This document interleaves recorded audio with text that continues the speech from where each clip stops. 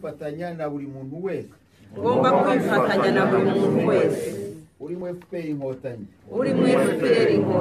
muri iki gihe no mu bihe bizaza nemeje ko ngomba kwiyumvisha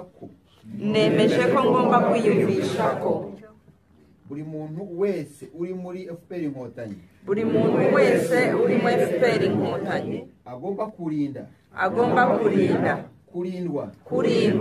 kugira no kugirwa inama kugira ngo twirinde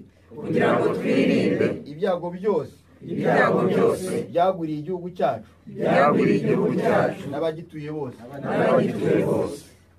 nemeye kandi ko nzafatanya n'abandi kurwanya abanzi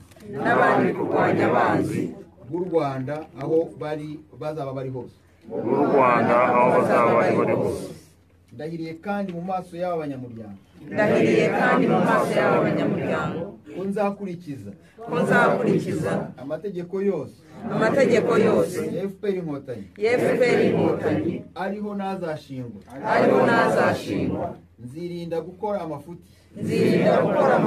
guhemuka kuzarira n'ayandi makosa yatuma igihugu cyangwa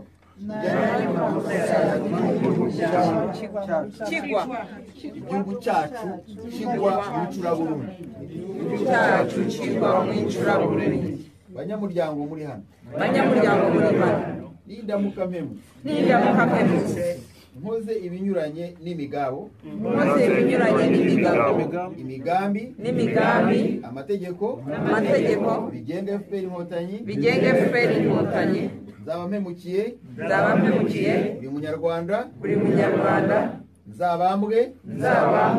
nk'umugome wese